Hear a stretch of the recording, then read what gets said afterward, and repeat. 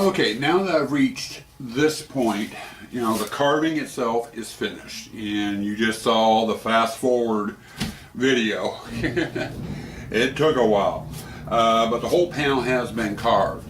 Now with designs, the two designs I've done in the past, at this point I take my regular sanding block, wrap some paper around it, and just kind of go over, we'll do it right here, this area.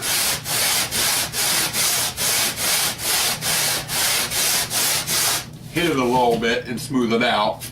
You know, and I would do that on any areas where there was a lot of material taken away, like on this version, it'd be on the bases here, down the wing coating and on the cove. I wouldn't do anything up top at all, just all small areas, and you don't see the grooving near as bad. With this piece, however, I've decided, you know, instead of just doing this and then being done with it all, I wanted to round it off. I wanted to give the panels a little bit more three-dimension.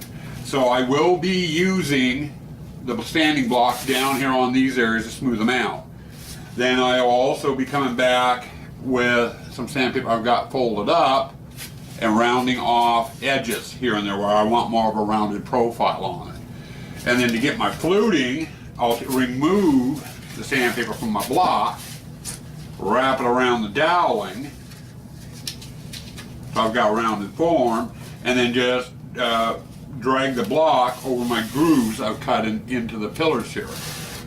You know, until such a point as I get the groove look like you would on a fluted pillar. And, you know, once that's all done, she gets a good blowing off, she's finished.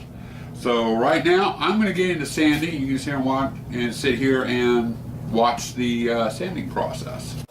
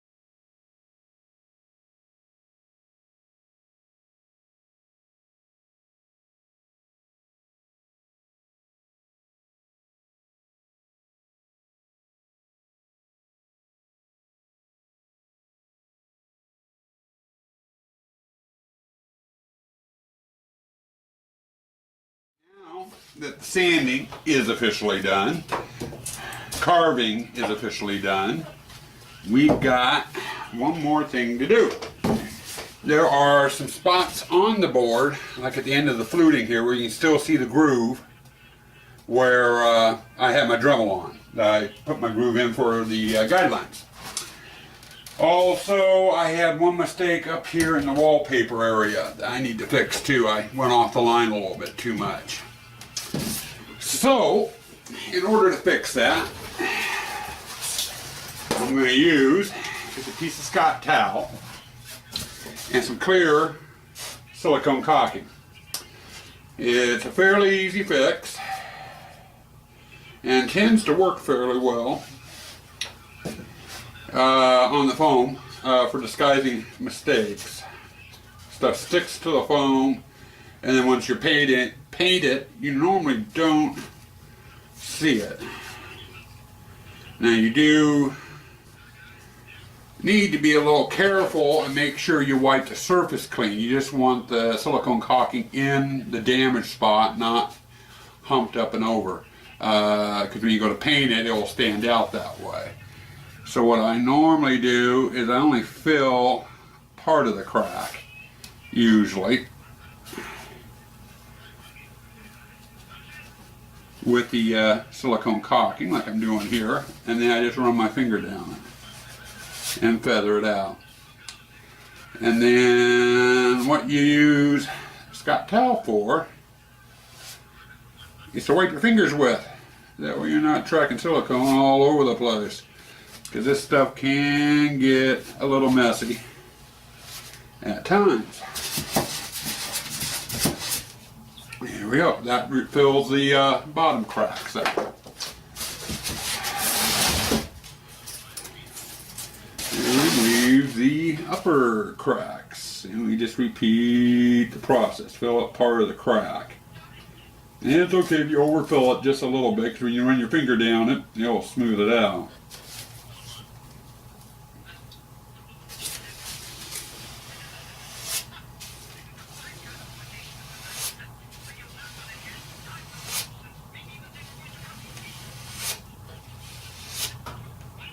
And like that, those grooves are filled in. Now, once I get to this point, I go over the whole board, you know, looking for damaged areas or anything that I don't want showing once I paint. And any of those areas I find, I fill with some more caulking. Just repeat the process like I did on the fluting on the pillar. And the spot here I'm filling now is one where I went off the line when I was doing my damaged areas, and I cut a groove a little too deep. So I'm just filling it in with caulking.